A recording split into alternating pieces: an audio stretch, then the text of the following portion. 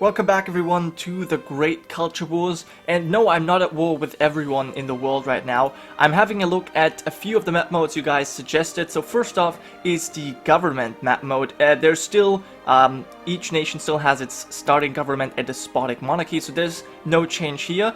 I also was supposed to have a look at the trade good map mode, so we'll have a quick look at this as well. Now, there's an overwhelming majority of fur provinces. This is something that I've noticed with all of my custom setup games, because oftentimes furs are being produced everywhere around the world. It's kind of strange. Also, we have a lot of iron, I would say a bit more than in regular starts, and we also have, obviously, the odd grain provinces, but we have seemingly more silk provinces in Europe than we have cloth.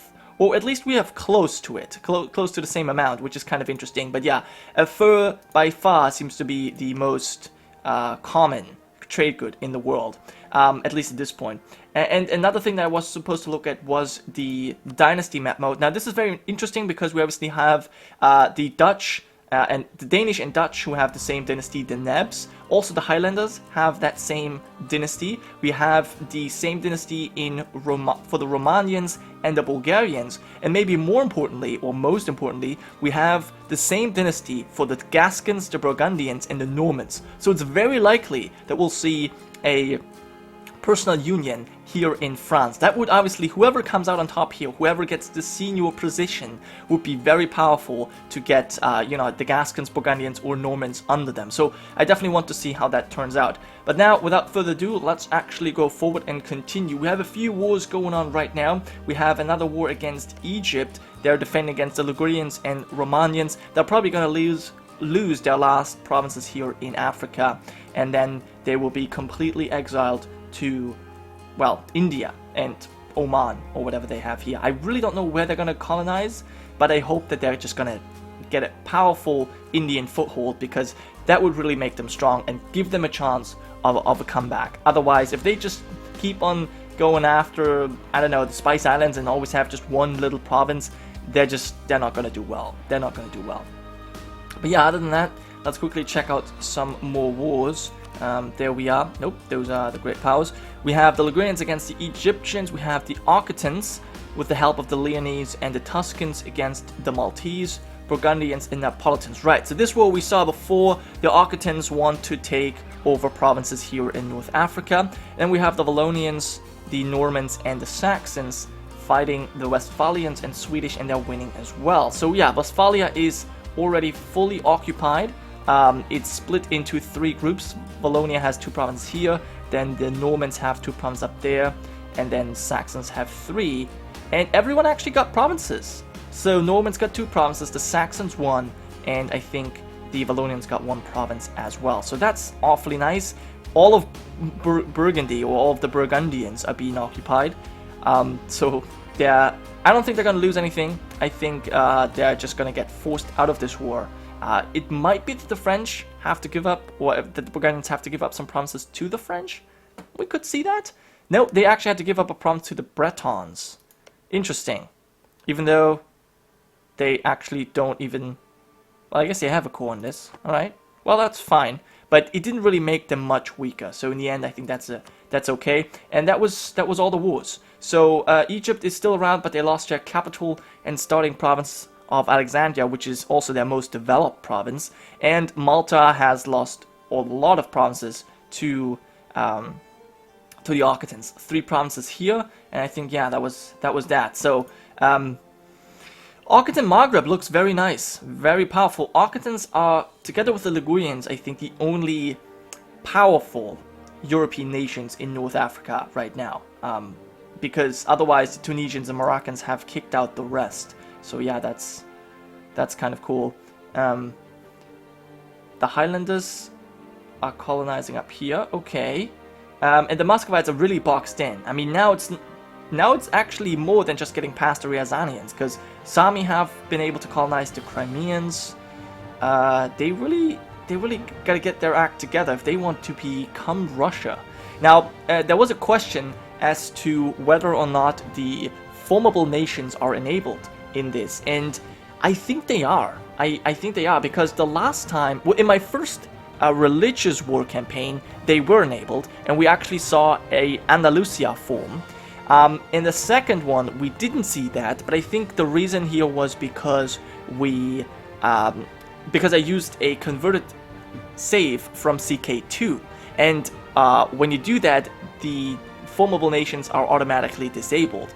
But since I'm not using this time, they're probably the formable nations are probably enabled. I don't know why that was so difficult for me to say, but that means we could see an Andalusia form, which would probably just keep the white color, so it wouldn't be a big difference. But we could also see a Russia form, or perhaps a Germany, or perhaps even a Great Britain. That would be all possible, and I'm interested to see if that is actually going to happen. But yeah, we see a few wars going on. We have the Andalusian Jihad against the Castilians. So Morocco, Andalusia, and Leon taking part in a jihad, interesting, against Castile, Aragon, and the Portuguese. So there are, yeah, the three small realms that are left in Iberia are fighting against the bigger realms. That's interesting. And I wonder how long it's going to take for the Andalusians to kick out the Tuscans. But probably going to be fast. So yeah, Portugal has been pieced out. They don't think they had to give up much. They might have to give up some colonies. They did. I think they very much did. Yeah, they had to give up provinces. They had to give up their colonies here to Andalusia, but they kept their colonies here. But Andalusia is still going after Africa. So far the Brits, or the English I should say, the English are the only ones in the Americas. And I think as soon as they get a colonial nation here, they will also get the Treaty of Tordesillas, which will make it much better or much easier for them to get even more colonies going. At least it will be easier for them to get them growing quickly. Other than that, Castile has been wiped out. The Castilians have been wiped out by the Andalusians, and the Aragonese did not have to give up anything, at least not provinces, so that's good for them. We have other wars going on, I assume. Hungarians, Transylvanians, Silesians, and Austrians versus Ruthenians, Crimeans, Albanians, Serbians, and Romanians. Okay, so this is big. We'll check that out. So Hungary, wow. Okay, so there's a huge eastern front: Ruthenia, Crimea, Albania, Romania, and then we have Serbia. Oh my god. Alright, well, it's still this central alliance, at least from the Hungarian point of view, it's still intact. Yep, they're allied to Silesia, Austria, and the Czechs, and also the Transylvanians. That's cool. Austria has no alliance with the Czechs, instead they have the Franconians, and the Czechs only have the Hungarians, and the Silesians also only have Austria-Hungary. At least, no, they only have Hungary. Okay, so it's the Hungarians who still hold this all together, but yeah, we'll see. I like this kind of central power that they have. It's not really Central Europe, but it's close. And it looks as if Venice is also at war, so there seem to be a few more wars going on. Or maybe I'm wrong. Maybe this is occupied by Ruthenia. We also have the Norman conquest of Alencon, Norman, Welsh, and Vallonians against the French, English, and Bretons. Alright. Now I'm pretty sure that the Normans will win this. Yeah, they already have the French occupied, so they should march through...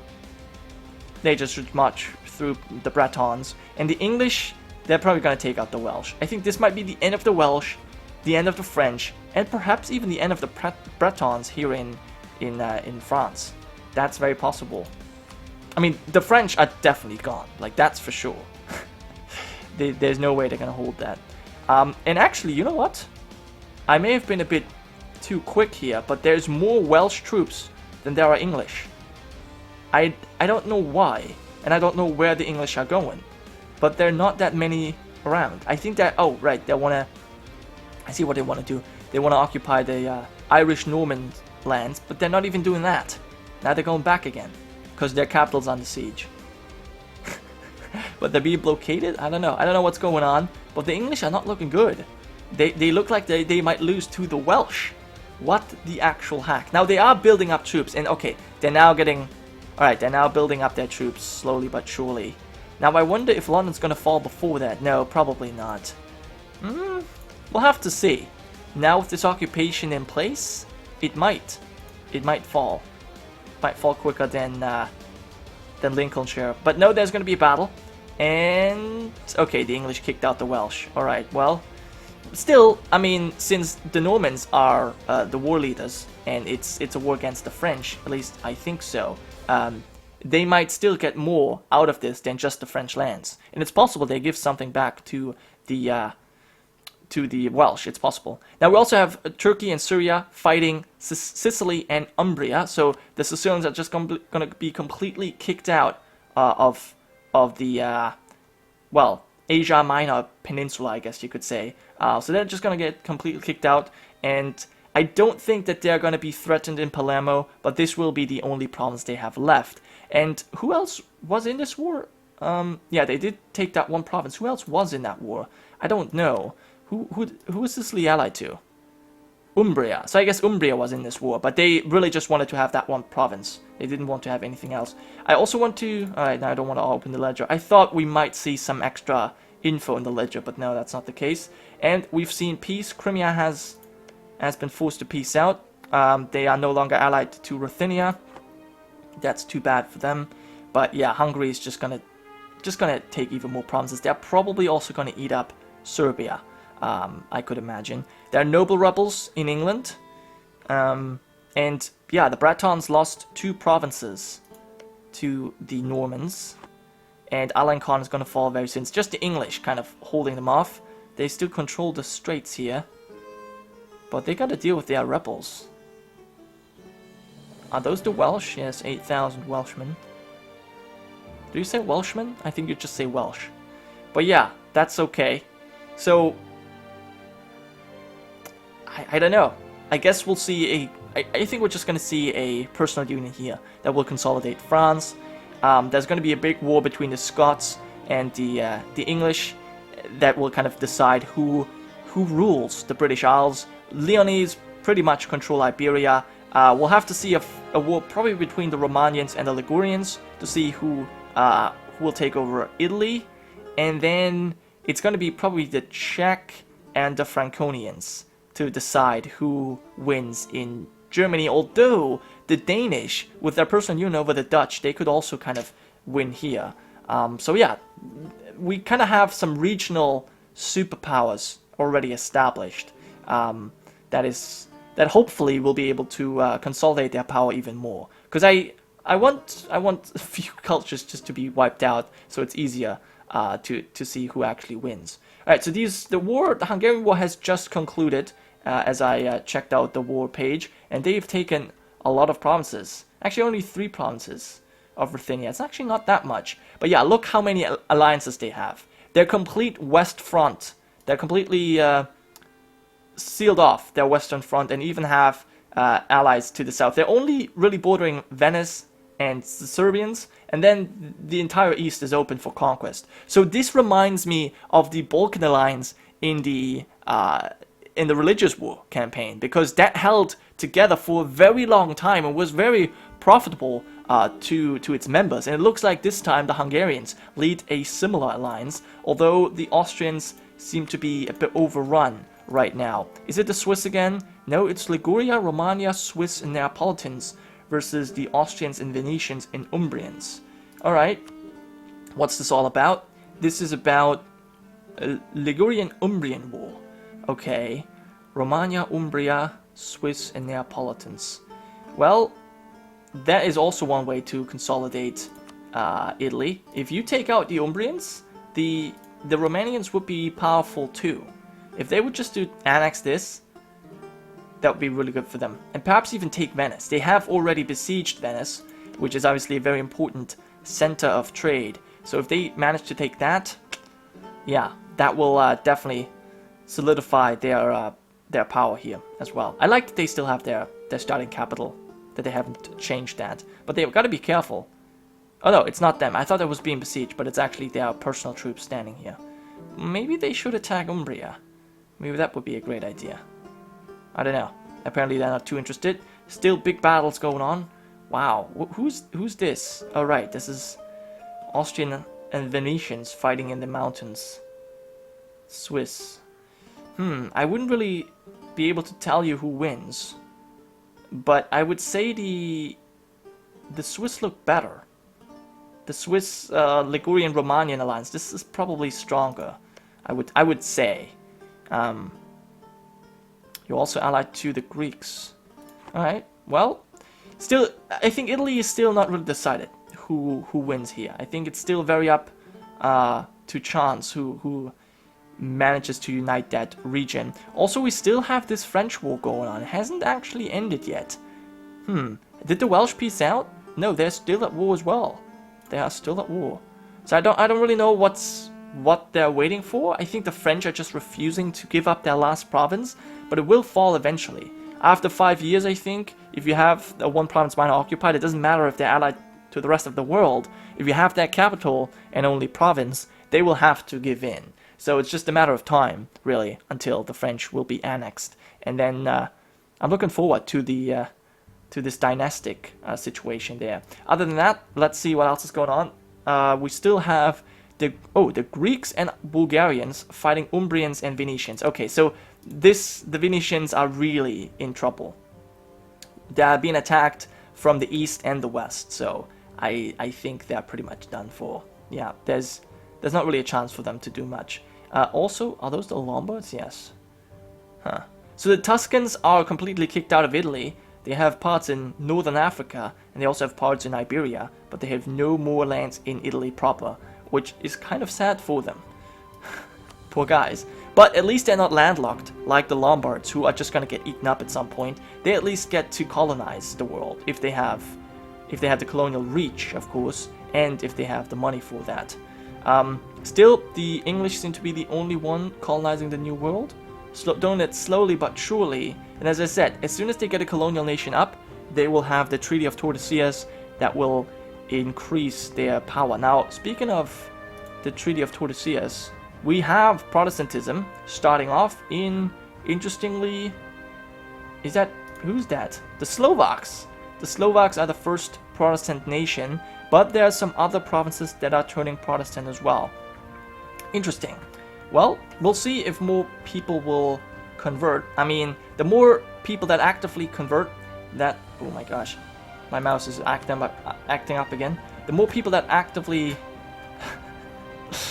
convert, the more people, the more centers of reformation will be spawned, obviously. So then the religion will spread even further. Now, in addition to the Protestants, we'll also have the Reformed in a few years. And then we'll actually have the printing press institution. So I guess it will start in Bells. If that stays as the only Protestant center of Reformation, that's probably where it's going to start. We also have, interestingly, some Protestant provinces here in northern Africa, which I like that. I don't know, I find that funny. Right, Venice almost completely overrun. The Austrians managed to peace out of this war. Did they have to give up provinces? No, they did not. Alright, so they just managed to hold on to their possessions, but Venice is just absolutely overrun. Same with Umbria. They even lost their capital, but I don't know what they're doing with their 20,000 men. They're just not doing anything. They kind of just, alright, we'll hang out and do nothing.